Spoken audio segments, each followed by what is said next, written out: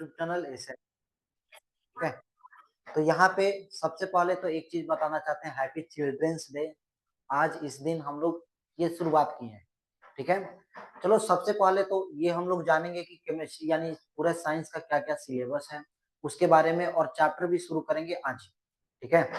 तो सबसे पहले हम शुरुआत करते हैं, यहाँ पे कुछ सिलेबस के बारे में समझते हैं कि हमको कैसे नंबर लाना है। बिहार बोर्ड के 10th एग्जाम में आपको एकदम अच्छा नंबर लाना है, ठीक है। अच्छा समझने का मतलब ये है कि बिहार टॉपर के लिस्ट में आना है, ठीक है। तो चलो यहाँ पे सबसे पहले हम डिस्कस कर देते हैं क्या, यहाँ पे कुछ सिलेबस के बारे में, ठीक है, कि क्या क्या सिलेबस है, कैसे कैसे क्या है, ठीक है। साइंस का सिलेबस का बात करें यहाँ पे,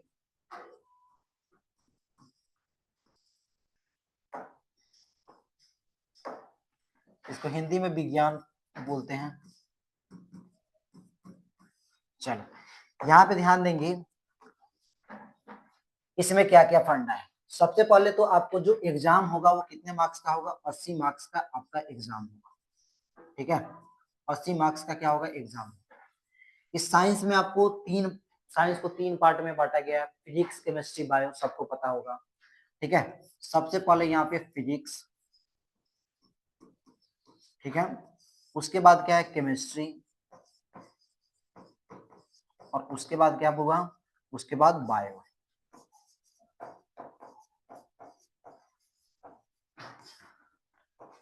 ये तीन पार्ट में बटा हुआ है। अब देखो जो 80 मार्क्स का एग्जाम होगा ये कैसे होगा। 20 नंबर तो आपको प्रैक्टिकल मिलेगा, 20 नंबर प्रैक्टिकल है, वो तो सबको पता है प्रैक्टिकल का है, ठीक है। ये आपके स्कूल वाला से ले ही लेना है 20 नंबर। 80 नंबर का प्रिपरेशन हम लोग करेंगे, 20 नंबर आपके स्कूल से मिल जाएगा, उसको कैसे भी दे ही देता है, टीचर लोग दे देता है। 80 मार्क्स का इसका कैसे होगा, तो यहाँ पे ध्यान देंगे, इसको दो भाग में बांटेंगे। सबसे पहले क्या, ऑब्जेक्टिव होगा, ठीक है, ऑब्जेक्टिव, और उसके बाद क्या होगा, सब्जेक्टिव।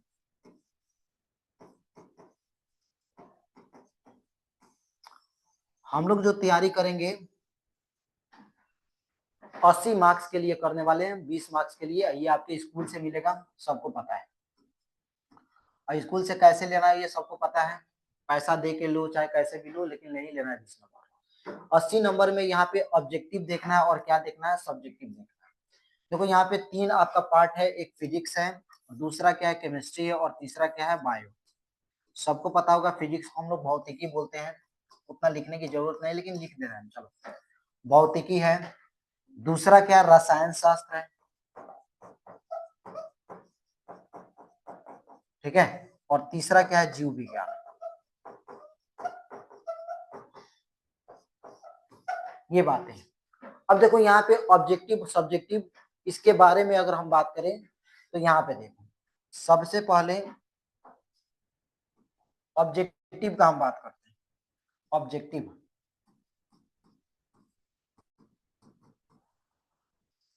ऑब्जेक्टिव प्रश्न कितना रहेगा, क्वेश्चन यहाँ पे लिख देना है, क्वेश्चन कितना रहेगा।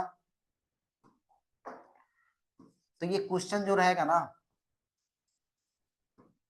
ये आपका 80 क्वेश्चन होना, ठीक है। यानी ऑब्जेक्टिव में आपको 80 क्वेश्चन दिया जाएगा, जिसमें आपको बनाना कितना है, 40 क्वेश्चन को क्या करना है, बनाना है।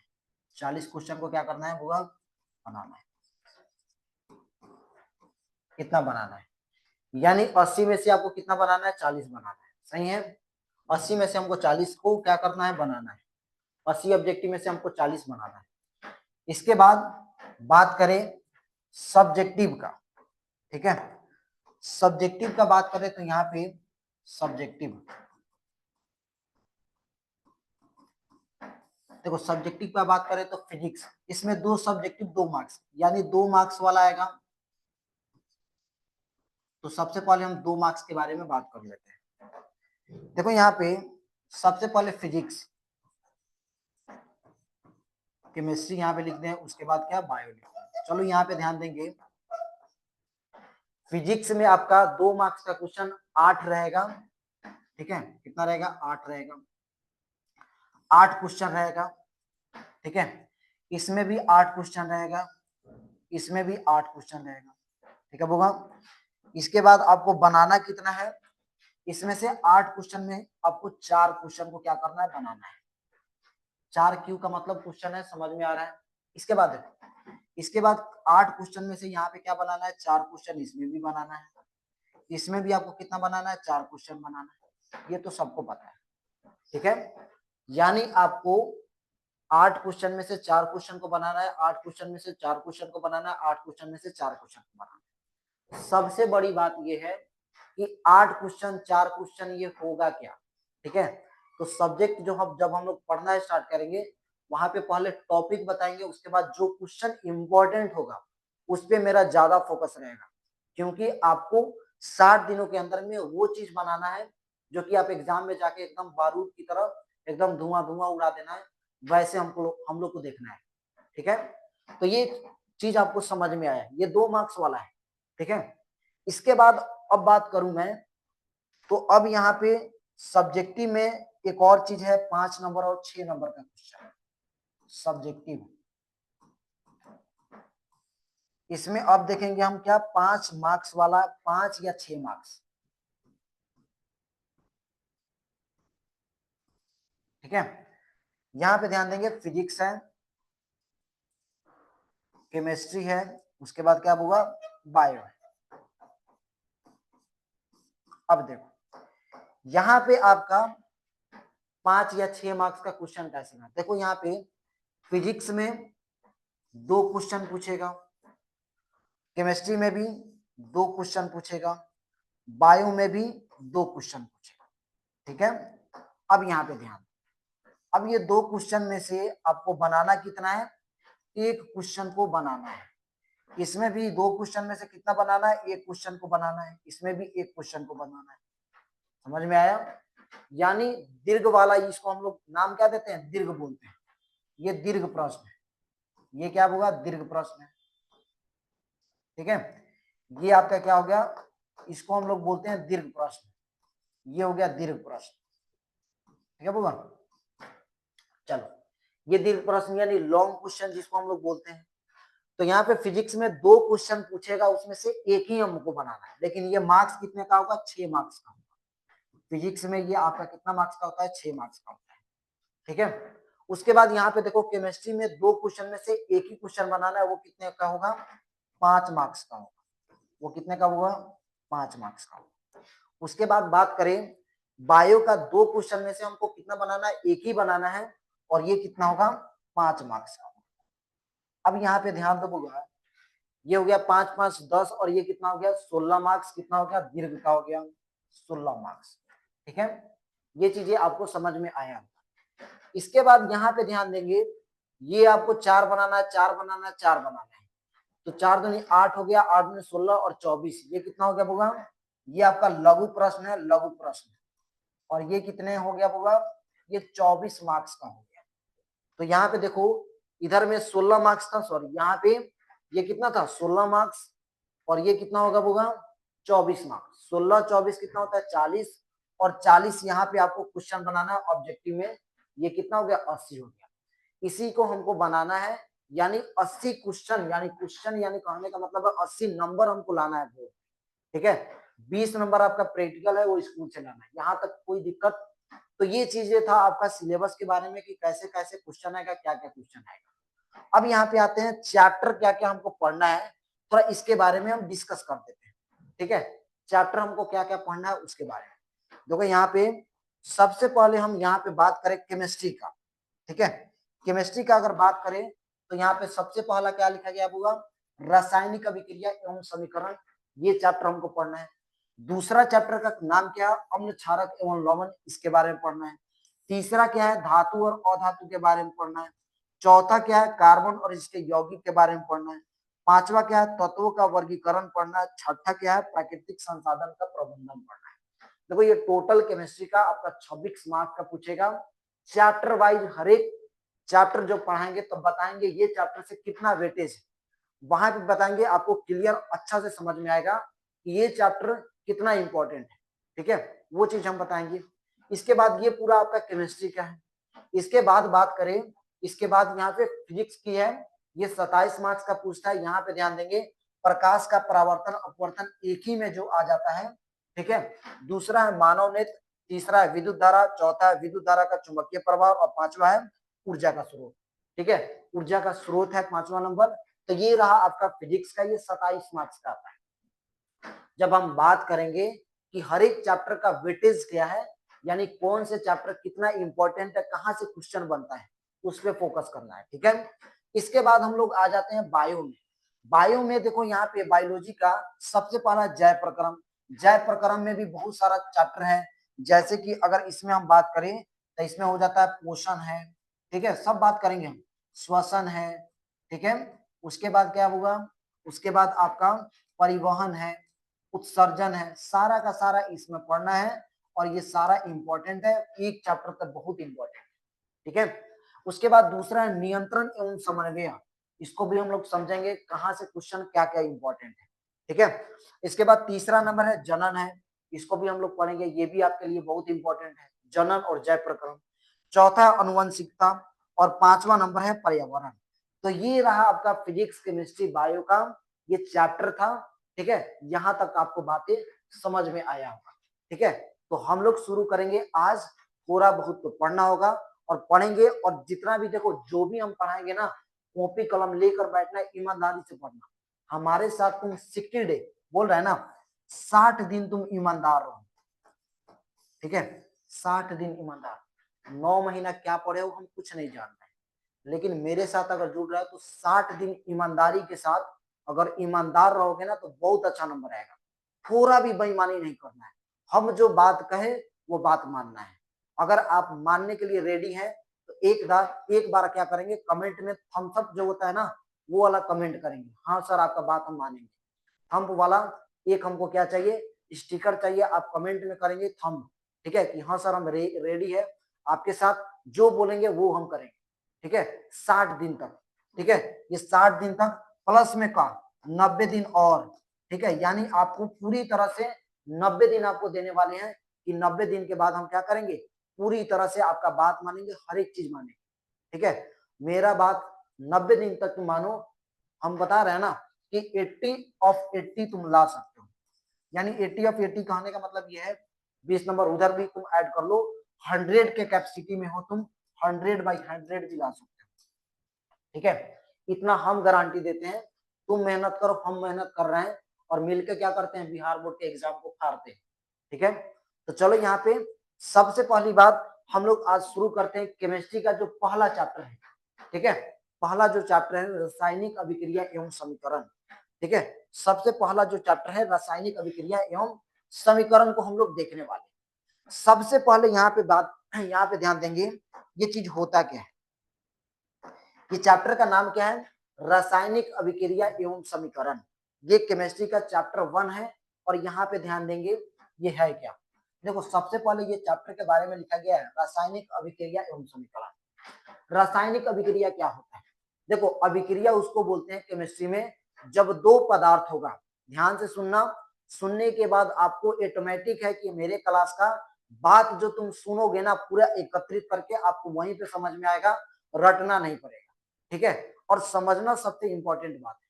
ठीक है, तो चलो यहाँ पे ध्यान देंगे, रासायनिक अभिक्रिया होता क्या है। जब दो पदार्थ है, मान लो एक ये पदार्थ है और एक ये पदार्थ है, जब ये दोनों को रिएक्शन कराया गया, अभिक्रिया कराया गया, ठीक है, तो एक तीसरा पदार्थ बना, मान लो कुछ भी बना, यही बन गया तीसरा पदार्थ, हम अलग से ये तीसरा पदार्थ। ठीक है, ये जब दो पदार्थ, यानी एक पदार्थ ये था और एक पदार्थ ये मार्कर है, दोनों पदार्थ को जब रिएक्शन कराया गया तो एक तीसरा पदार्थ बना। ठीक है, और जो तीसरा बनाना ये दोनों से क्या एकदम भिन्न है, अलग है, तो इस प्रक्रिया को हम लोग क्या नाम देते हैं, रासायनिक अभिक्रिया। जब दो पदार्थ को आपस में अभिक्रिया कराया जाता है, ठीक है, तो एक नए पदार्थ का निर्माण होता है, और जो नया पदार्थ बनता है वो दोनों से क्या होता है, अलग होता है, एकदम अलग होता है, भिन्न होता है। चलो यहाँ पे ध्यान दो, वह प्रक्रिया जिसमें लिखा गया कोई पदार्थ अकेले ही या किसी अन्य पदार्थ के साथ, ठीक है, पदार्थ से क्रिया करके एक या एक से अधिक नए गुणधर्म वाले पदार्थ का निर्माण करते हैं, तो उसे हम लोग क्या नाम देते हैं, रासायनिक अभिक्रिया के नाम से हम लोग जानते हैं। रासायनिक अभिक्रिया क्या होता है, जब दो पदार्थ आपस में मिलेगा, मिलने के बाद तीसरा पदार्थ का जो निर्माण होगा, वो तीसरा जो पदार्थ होगा ये दोनों से क्या होगा, एकदम अलग गुणधर्म वाला होगा। ठीक है, तो उसको हम लोग क्या नाम देते हैं, रासायनिक अभिक्रिया के नाम से जानते हैं। ठीक है, अब यहाँ पे ध्यान दो, अब यहाँ पे देखो एक चीज लिखा गया है क्या लिखा गया है, यहाँ पे H2 है और प्लस में क्या O2 है। अब देखो यहाँ पे ये दो पदार्थ था, जैसे कि हाइड्रोजन एक पदार्थ है और एक क्या है ऑक्सीजन है। जब ये दोनों को मिलाया गया, जब ये दोनों को मिलाया गया तो क्या बना होगा, तीसरा बना H2O बना। ये क्या बन गया, तीसरा बन गया। ये पहला था, ये दूसरा था, दोनों को मिलाया गया तो यहाँ पे तीसरा पदार्थ जो बन गया। तो ये क्या होगा, देखो हाइड्रोजन भी क्या है, एक गैस है, ऑक्सीजन भी क्या है, एक गैस है। जब दोनों को मिलाया गया तो यहाँ पे जो क्या बन रहा है, ये H2O बन रहा है, ये क्या बन गया, जल बन गया। अब सोचो दो गैस मिल रहा है, दोनों अलग अलग था, और तीसरा चीज क्या बन गया, जल बन गया। तो ये दोनों से तो अलग है ना, है कि नहीं है। तो जब दोनों से अलग है और ये दोनों के गुण से भी क्या अलग है, एकदम अलग है। हाइड्रोजन और ऑक्सीजन दोनों को मिला के हम लोग डेली पी रहे हैं, क्या जल जो है डेली हम लोग पी रहे हैं, तो ये क्या हो गया, जल बनाया था। इसी को हम लोग क्या नाम देंगे, यहाँ पे क्या नाम देंगे, रासायनिक अभिक्रिया हुआ है। यानी जब हम क्या करेंगे, एक पदार्थ हो या एक से अधिक पदार्थ हो, उसको हम मिलाते हैं, तीसरा पदार्थ बनेगा, ठीक है। तो वो क्या होगा, ये दोनों से एकदम अलग होगा, तो उसको हम लोग क्या नाम देते हैं, रासायनिक। अब यहाँ पे एक बात, यहाँ तक समझ में आया, कोई दिक्कत, कोई दिक्कत होगा तो कमेंट करेंगे।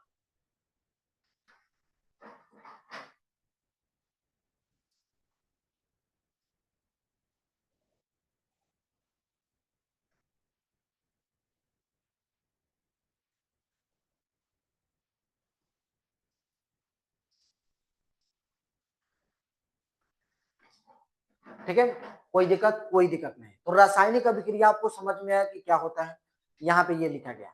और यहाँ पे लिखा गया मैग्नीशियम ऑक्सीजन को भी मिलाया गया, मैग्नीशियम ऑक्साइड बनाया। देखो ये रिएक्शन अभी समझ में नहीं आ रहा, थोड़ी देर के बाद में रिएक्शन का भी हम अलग से पूरा ओवरऑल समझाएंगे, चिंता नहीं लेना। अब देखो ये रासायनिक अभिक्रिया हो गया। अब यहाँ पे ध्यान दो, जो लिखे हैं हाइड्रोजन और ऑक्सीजन, यहाँ पे ध्यान दो, जो पदार्थ रासायनिक अभिक्रिया में मिल रहा है यानी भाग ले रहा है, ठीक है, फिर से सुनना, जो पदार्थ रासायनिक अभिक्रिया में भाग ले रहा है उसको हम लोग क्या नाम देते हैं, उसको हम लोग नाम देते हैं अभिकारक। क्या नाम देते हैं होगा, अभिकारक बोलते हैं, अभिकारक बोलते हैं, ठीक है। जो पदार्थ रासायनिक अभिक्रिया में भाग ले रहा है, यानी एक ये पदार्थ था और ये था, दोनों मिल रहा था, मिलने के बाद तीसरा बन रहा था, तो जब दोनों मिलेगा तो उस पदार्थ को हम लोग क्या नाम देते हैं, अभिकारक बोलते हैं। अगर आपसे ये अभिकारक हो, जो तीसरा जो पदार्थ बनेगा वो क्या होगा, उत्पाद हो जाएगा। उत्पाद बोलो या तुम प्रतिफल बोलो, जो बोलना है वो बोल सकते हो। यानी उत्पाद या प्रतिफल, ये दोनों इसका नाम हो जाएगा। किसका नाम हो जाएगा होगा, ये अभिकारक और उत्पाद या प्रतिफल। तो यहाँ पे अभिकारक और उत्पाद भी यहाँ पे समझ में आया, प्रतिफल भी समझ में आया। चलो यहाँ पे ध्यान दो, लिखा गया अभिकारक क्या होता है। देखो अभिकारक लिखा गया है वह पदार्थ जो रासायनिक अभिक्रिया में भाग लेता है, ठीक है, लेकर नए पदार्थ बनाते हैं, उन्हें हम क्या नाम देते हैं, अभिकारक बोलते हैं।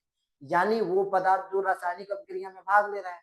अब यहाँ पे देखो उत्पाद है, इसका या प्रतिफल है। उत्पाद हम लोग क्या नाम देंगे, किसी रासायनिक अभिक्रिया के दौरान बनने वाले नए पदार्थ को उत्पाद कहते हैं। यानी कोई भी रासायनिक अभिक्रिया में भाग लेगा पदार्थ और उससे जो नया पदार्थ बनेगा, उस नए पदार्थ को हम लोग क्या नाम देते हैं, उत्पाद बोलते हैं या प्रतिफल बोलते हैं। यहाँ तक कोई दिक्कत, यहाँ तक कोई दिक्कत हो तो कमेंट करो, कोई भी अगर दिक्कत है कमेंट करो, फिर से समझाने के लिए हम रेडी, ठीक है।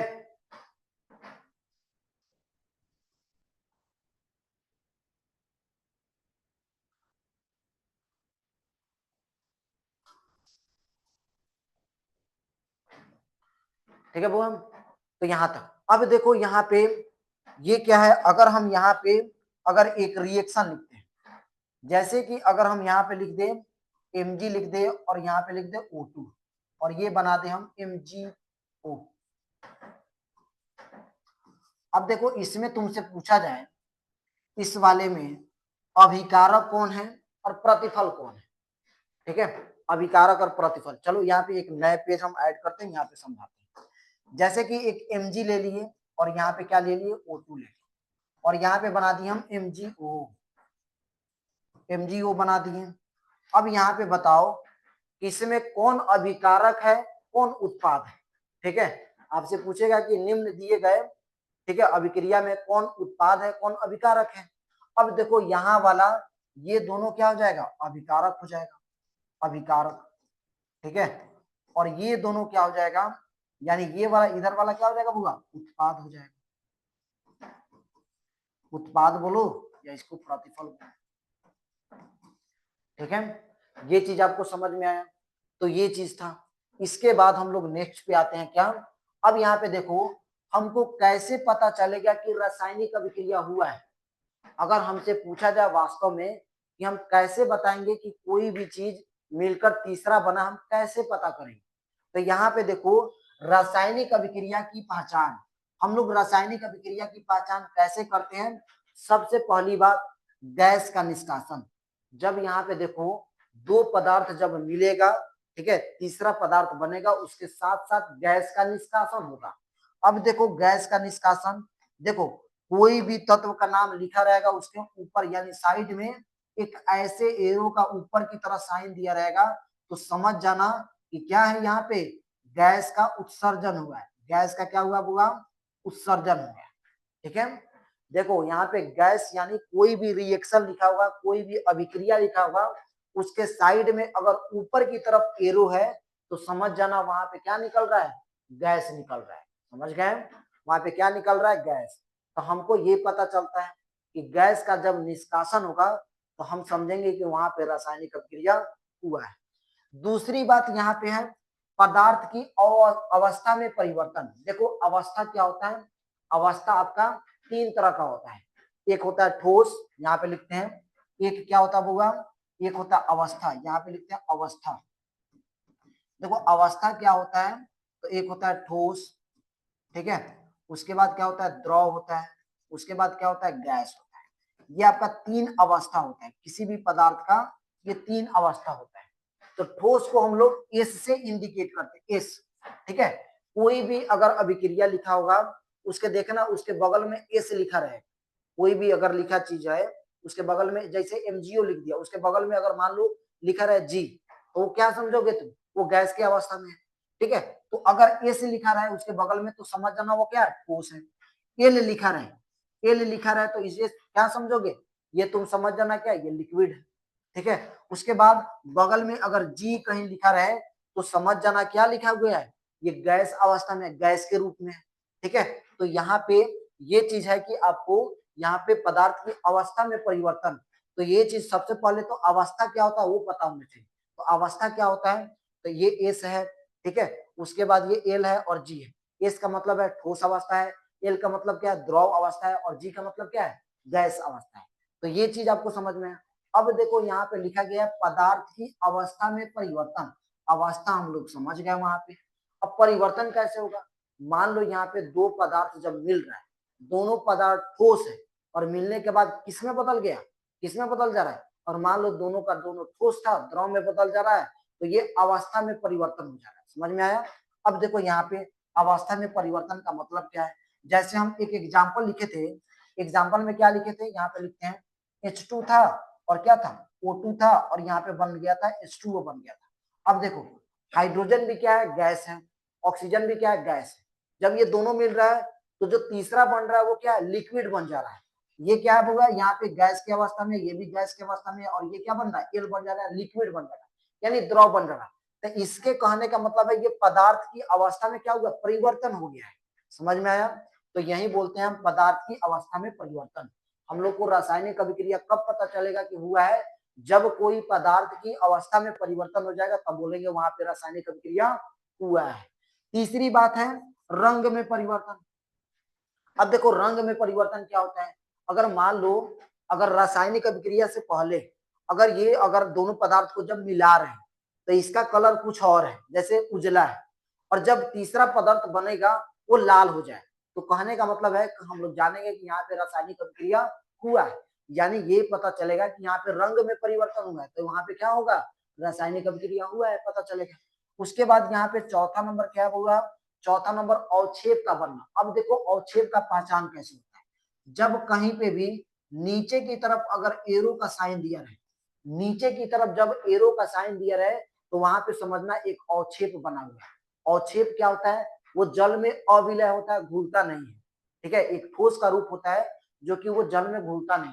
तो कहीं पे भी रासायनिक अभिक्रिया लिखा होगा उसके नीचे की तरफ अगर देखना एक एरो का साइन दिया रहे नीचे की तरफ, तो वहां पे समझ जाना क्या बना है, अवक्षेप बना है। तो जहां पे भी अवक्षेप का निर्माण होता है तो वहां पे भी माना जाता है रासायनिक अभिक्रिया हुआ है। ठीक है, उसके बाद देखो 5वां नंबर, ताप में परिवर्तन। ये ताप में परिवर्तन क्या है, तो ताप में परिवर्तन का मतलब ये है कि यहाँ पे पहले जब हम रासायनिक अभिक्रिया करा रहे हैं तो ये दोनों ठंडा था, बाद में जब बना कुछ तो वो क्या, उसको हम लोग महसूस छू के महसूस कर रहे हैं तो गर्म लग रहा है। ठीक है, तो वो गर्म लग रहा है, इसका मतलब है यहाँ पे भी रासायनिक अभिक्रिया हुआ है। तो ये आपका रासायनिक अभिक्रिया पहचानने का नियम हो गया। समझ में आया, ये आपका क्या हो गया, नियम हो गया। यानी रासायनिक अभिक्रिया कैसे पहचानेंगे, गैस में गैस का निष्कासन होना चाहिए। दूसरा नंबर क्या लिखा गया, पदार्थ की अवस्था में क्या होना चाहिए, परिवर्तन होना चाहिए। तीसरा लिखा गया है रंग में परिवर्तन। चौथा लिखा गया अवक्षेप का बनना। पांचवा क्या लिखा गया है, ताप में परिवर्तन। तो ये सारी बातें आपको लिखना होगा, तब हम लोग जानेंगे रासायनिक अभिक्रिया की क्या हुआ है, पहचान। समझ में आया, अगर यहां तक समझ में आया तो एकदम दिल खोलकर अपना दिल दे दो। ठीक है, अगर समझ में आया तो।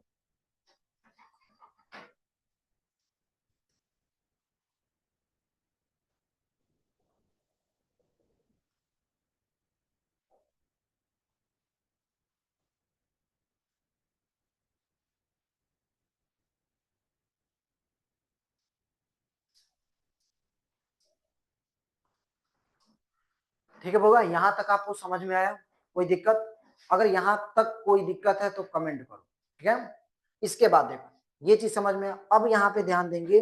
अब एक टॉपिक है ये वाला, अब ये तुमको हम स्टार लगा के दे रहे हैं, इसको एकदम याद ही कर लेना है।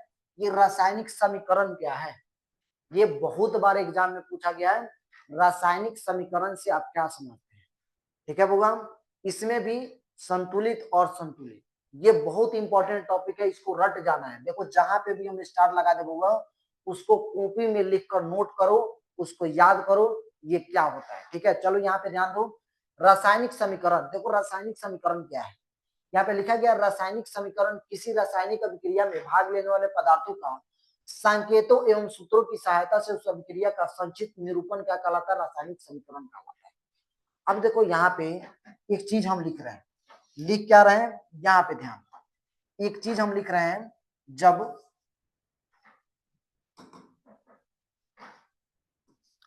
लिखा गया है जब जब हाइड्रोजन को ऑक्सीजन के साथ ऑक्सीजन के साथ ऑक्सीजन के साथ अभिक्रिया कराने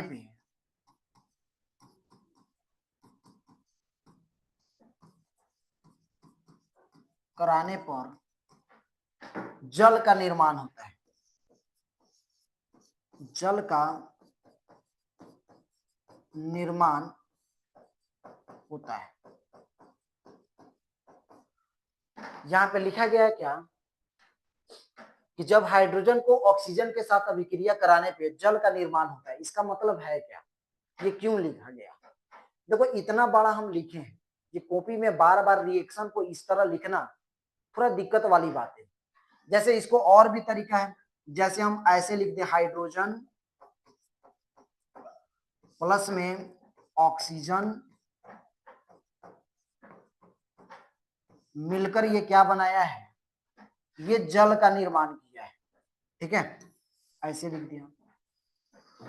तो देखो ये ऐसे लिखना, ये भी रासायनिक समीकरण है, ऐसे लिखना ये सुटेबल नहीं माना जाता है। ये है कि इस तरह हम लिखना स्टार्ट करें तो बहुत कॉपी यानी पन्ना जियान होगा, बहुत चीजें हो सकता है, स्पेस ज्यादा लेगा। ठीक है, तो इसको क्या किया गया, इस अभिक्रिया को एक संक्षिप्त निरूपण दिया गया, यानी छोटा रूप लिखा गया, किसमें, यानी जितना भी तत्व होगा उसको संकेत और सूत्रों में लिखा गया। ठीक है, यानी जितना भी तत्व है उसको संकेत और सूत्र में लिखा गया, तो वो क्या कहलाएगा, और उसको एक छोटा बना दिया गया तो वो क्या कहलाता है, रासायनिक समीकरण कहलाता है। जैसे इसी को छोटा और लिखे तो हाइड्रोजन हो गया, उसके बाद ऑक्सीजन हो गया, उसके बाद क्या हो गया, H2O हो गया। तो ये क्या कहलाएगा, आपका रासायनिक समीकरण कहलाएगा। रासायनिक समीकरण का मतलब क्या है, कि कोई भी रासायनिक अभिक्रिया में भाग लेने वाला जो पदार्थ होगा, ठीक है, कोई भी रासायनिक अभिक्रिया जिसमें अगर कोई पदार्थ भाग ले रहा है, उस पदार्थ को संकेत और सूत्रों के रूप में संक्षिप्त निरूपण किया जाता है, वही क्या कहलाता है, रासायनिक समीकरण कहलाता है। समझ में आ गया? फिर से सुन लो एक बार, जितना भी रासायनिक, कोई रासायनिक अभिक्रिया जिसमें भाग लेने वाले पदार्थ को क्या किया जाता है, संकेत और सूत्रों की सहायता से उस अभिक्रिया को संक्षिप्त निरूपण किया जाता है, छोटा बनाया जाता है, उसको हम लोग क्या नाम देते हैं, उसको हम लोग नाम देते हैं रासायनिक समीकरण नाम देते हैं। क्या देते हैं बुआ? रासायनिक समीकरण नाम देते हैं। जैसे यहाँ पे लिखा गया था रासायनिक समीकरण। अब रासायनिक समीकरण को दो भाग में बांटा गया, ये भी बहुत इंपॉर्टेंट है बुआ, ये दोनों का दोनों इंपॉर्टेंट है, ठीक है। जहां पे हम स्टार लगा दे वो समझना कि पूछा गया सवाल है, हो सकता है पूछेगा, लेकिन आपके लिए बहुत इंपॉर्टेंट है। चलो यहाँ पे रासायनिक समीकरण के प्रकार क्या क्या हुआ, तो सबसे पहला है संतुलित रासायनिक समीकरण और दूसरा क्या है, असंतुलित रासायनिक समीकरण, ठीक है। तो सबसे पहले हम लोग रासायनिक समीकरण को समझें कि रासायनिक समीकरण है क्या, ठीक है। अगर आपको समझ में आए तो एक बार कौन सा, एकदम दिल वाला, दिल खोल कर दिल दीजिए अपना, ठीक है। ये वाला हमको नहीं चाहिए, सिंपल एकदम दिल चाहिए आपका, ठीक है, कि हाँ सर आपका समझ में आ रहा है, एकदम आप दिल खोल कर अपना दिल दो, क्योंकि हम भी दिल खोल कर पढ़ा रहे हैं। हम भी यही चाहते हैं कि आप मेरे छोटे भाई बहन हैं, और हमारा पूरा यानी पूरा एकदम रहेगा ना, पूरा मेरा पूरा कोशिश रहेगा कि आप लोग का एग्जाम में अच्छा से अच्छा नंबर आए, ठीक है। हम लोग ठान लिए कि हमारे संस्था से बिहार टॉपर रहेगा तो रहेगा, ठीक है। चलो यहाँ तक समझ में आया तो एक बार कमेंट करेंगे, यहाँ सर एकदम अच्छा लग रहा है, समझ में आ रहा है, तो एकदम दिल तो रुकना नहीं चाहिए, एकदम दिल खोलकर कमेंट में दिल देना है, ठीक है, एकदम।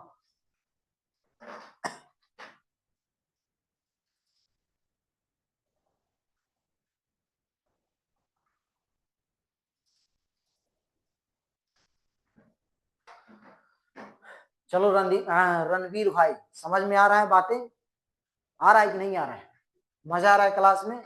तो ये चीजें था, ठीक है। यहाँ पे अब देखो, यहाँ पे एक एक करके समझेंगे कि संतुलित रासायनिक समीकरण क्या होता है, असंतुलित। ये जो टॉपिक है बहुत इंपॉर्टेंट है, बहुत इंपॉर्टेंट बोल रहा है ना, इसको एकदम स्टार लगा दो, कॉपी रखे हो तो कॉपी में इस क्वेश्चन को लिख लो, रासायनिक समीकरण इसके दो प्रकार होते हैं, संतुलित और असंतुलित, और इसको क्या करना है, एकदम रट जाना है।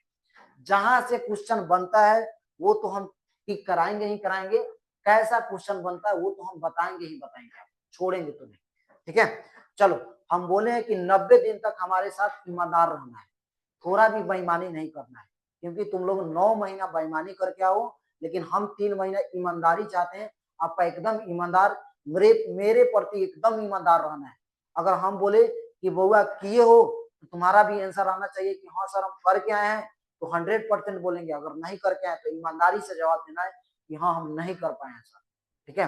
वो वाला फंडा होना चाहिए, झूठ साँच वाला फंडा नहीं होना चाहिए। बहाना बहुत सारे स्टूडेंट बनाते हैं ना कि हाँ सर ये दिक्कत था, ये दिक्कत था, नहीं कर पाए, तो बहाना वाला समय नहीं है, ठीक है। अगर वाकई में आपको नंबर अच्छा लाना है तो एकदम ईमानदार बनना होगा। कितना, 3 महीना 90 दिन, यानी कहने का मतलब आपको ईमानदार बनना होगा।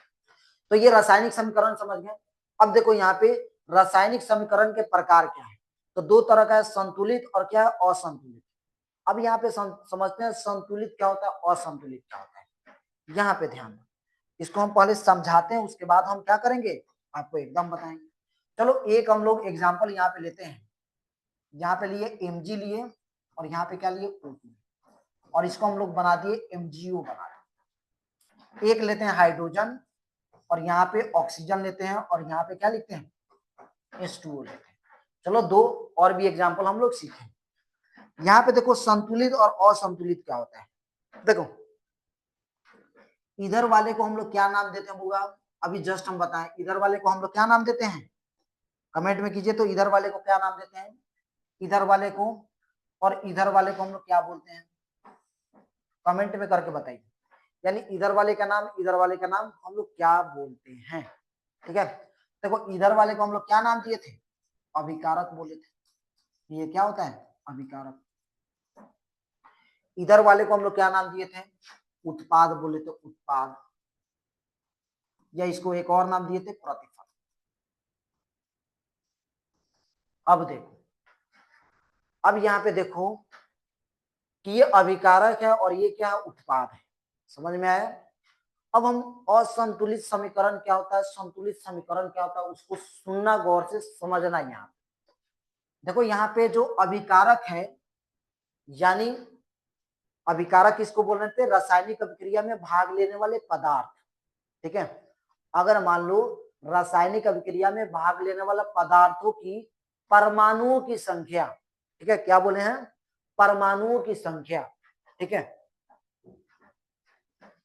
और यहाँ पे उत्पाद है, उधर में परमाणुओं की संख्या, यानी दोनों तरफ क्या होना चाहिए, परमाणुओं की संख्या बराबर होना चाहिए, तब वो क्या कहलाता है। अगर दोनों तरफ बराबर होगा परमाणुओं की संख्या, तो उसको हम लोग क्या नाम देंगे, उसको बोलेंगे संतुलित है। ठीक है, चाहे ऐसे बोलो, ऐसा रासायनिक समीकरण जिसके दोनों पक्षों में, ठीक है, दोनों पक्षों में तत्वों की परमाणुओं की संख्या समान हो, उसको हम लोग संतुलित समीकरण कहते हैं। ठीक है, अगर बराबर नहीं होगा तो असंतुलित बोलते हैं। अब देखो यहाँ पे, अब देखो यहाँ पे एक चीज और आ जाओ, जैसे एक एक करके हम यहाँ पे समझाते हैं। एक था लिखा हुआ है Mg था, और दूसरा क्या था, O2 था, और यहाँ पे क्या बनाए, MgO बनाए। अब देखो यहाँ पे एक तरफ हम क्या लिखते हैं, अभिकारक लिखते हैं। ठीक है, और एक तरफ क्या लिखते हैं बुआ, एक तरफ हम लिखते हैं उत्पाद लिखते हैं। ये दो वर्ड, ये दोनों वर्ड के बारे में हम समझ गए हैं। अब देखो यहाँ पे हम लोग क्या करेंगे, इधर में एक और लाइन खींचेंगे और यहाँ पे लिख देते हैं तत्वों के नाम, कौन कौन तत्व भाग लिया उसका नाम। तो इस रासायनिक अभिक्रिया में अगर पूछा जाए कौन कौन तत्व भाग लिया है, तो एक लिया है Mg और दूसरा क्या लिया, O लिया है। यही दो तो तत्व है, कोई और भी दिखाई दे रहा है क्या, नहीं दिखाई दे रहा है। अब देखो, अब एक चीज तुम लोग बताओ, अगर हम पूछे कि Mg यानी मैग्नीशियम अभिकारक में कितना है, तो मैग्नीशियम बेचारा अकेले है, तो यहाँ पे लिख देंगे एगो है। ठीक है, अब देखो इधर उत्पाद में मैग्नीशियम का एगो है, एगो है, तो यहाँ पे भी हम क्या बोलेंगे, एगो है। यानी मैग्नीशियम दोनों तरफ क्या है, बराबर है, दोनों तरफ क्या है, बराबर है, यानी अभिकारक और उत्पाद में क्या है, बराबर है। यहाँ पे देखो ऑक्सीजन, तो अभिकारक में ऑक्सीजन की संख्या कितना है, देखो O2 लगा हुआ है, तो ऑक्सीजन की संख्या कितना है, 2 है। ठीक है, और इधर में ऑक्सीजन की संख्या क्या है, बेचारा अकेले है। लेकिन ऑक्सीजन क्या है, दोनों तरफ बराबर नहीं है, तो इसको माना जाएगा क्या, ये असंतुलित है। कैसा होगा, असंतुलित, असंतुलित है। ये कैसा है, असंतुलित है, यानी दोनों तरफ परमाणुओं की संख्या बराबर नहीं है। अगर दोनों तरफ परमाणुओं की संख्या बराबर हो जाएगा तब हम उसको बोलेंगे संतुलित। अब इसको हम कैसे करेंगे, अगर मान लो इसको हमको संतुलित करना है तो क्या करेंगे, यहाँ पे 2 से मल्टीप्लाई करेंगे, तो इधर भी 2 इधर भी 2, लेकिन यहाँ पे 2 से मल्टीप्लाई कर रहे हैं तो कहाँ पे करेंगे वो हम सीखेंगे। ठीक है, तो ये रहा असंतुलित। समझ में आया असंतुलित क्या होता है। अब यहाँ पे हम लोग यहाँ पे एक बार सीख लेते हैं कि ये क्या होता है, इसके बाद आइए। देखो यहाँ पे संतुलित क्या लिखा गया है, संतुलित रासायनिक समीकरण, ये बहुत इंपॉर्टेंट है होगा। संतुलित रासायनिक समीकरण, संतुलित रासायनिक समीकरण वह है जिसमें समीकरण के दोनों ओर प्रत्येक तत्व की परमाणुओं की संख्या क्या होना चाहिए, समान होना चाहिए, बराबर होना चाहिए। दोनों तरफ जितना भी अगर तत्व भाग ले रहा है तो सबका समान संख्या होना चाहिए। इसके बाद असंतुलित रासायनिक समीकरण, ये क्या होता है, असंतुलित रासायनिक समीकरण वह जिसके समीकरण जिसमें समीकरण के दोनों ओर तत्वों की परमाणुओं की संख्या समान नहीं होती है, उसको हम लोग क्या नाम देते हैं, असंतुलित बोलते हैं। और इसी का एक और नाम है कंकाली समीकरण। ठीक है, कंकाली। अब देखो कंकाली जो है, ये भी नाम याद रखिएगा, आपसे पूछेगा कंकाली समीकरण क्या है। ठीक है, तो कंफ्यूज नहीं होना है, असंतुलित को ही कंकाली समीकरण कहा जाता है। ये क्वेश्चन पूछा गया है, कंकाली समीकरण से आप क्या समझते हैं, और ये दोनों इंपॉर्टेंट है, असंतुलित समीकरण और संतुलित समीकरण बहुत इंपॉर्टेंट है। यहां तक समझ में है तो एकदम क्या करेंगे, मेरा बात समझ ही गए आप लोग। रणबीर भाई बोलेंगे कोई दिक्कत हो तो।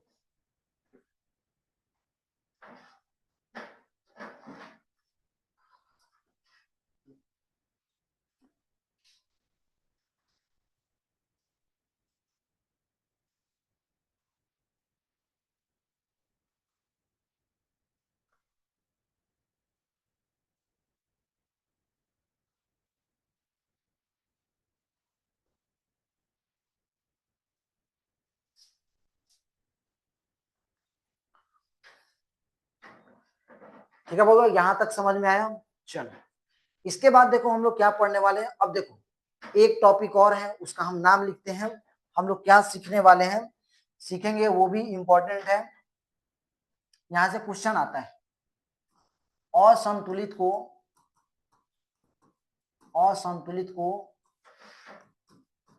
संतुलित करना।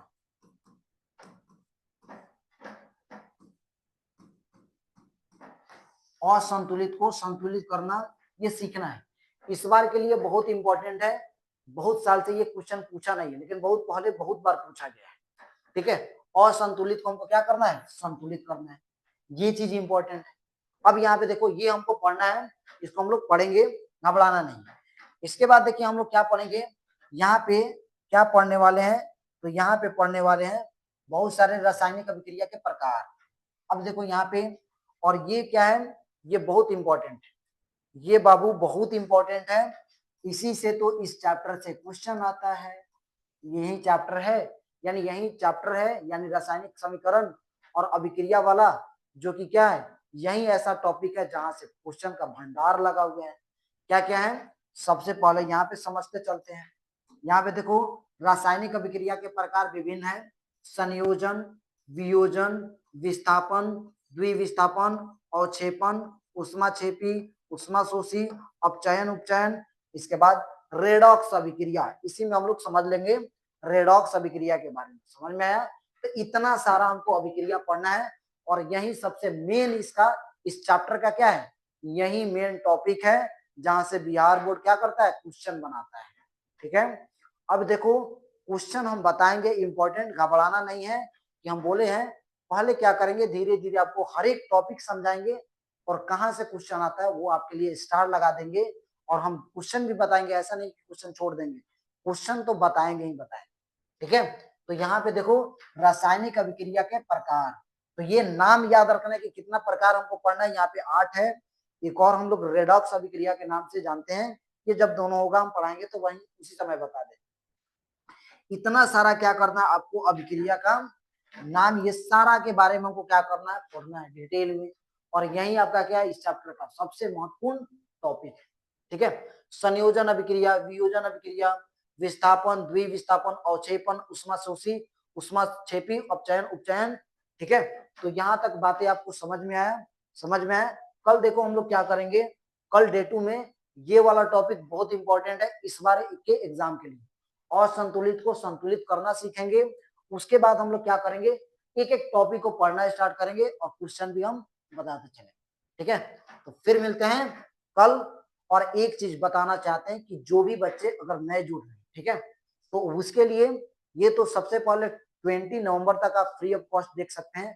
क्लास अच्छा लगा हो तो जल्दी से जल्दी इस कोर्स को क्या करेंगे, परचेज कर लेंगे। देखो हम यही चाहते हैं कि आप आपका बेस्ट हो एग्जाम में, और सबसे खतरनाक नंबर लाए और अच्छा भी नंबर लाएंगे। जिस मोटिवेशन के साथ हम लोग उतरे हैं ना, तो शायद हो सकता है कि हमारा मोटिवेशन काम करे, और इस बार के बिहार टॉपर के लिस्ट में हम ही लोग के इंस्टीट्यूट से नाम है। ठीक है, तो चलो फिर मिलते हैं कल इसी समय पे 8 से 9 हमारी क्लास रहेगी, तो जुड़ना नहीं भूलेंगे। ठीक है, चलो ओके बाय सभी को।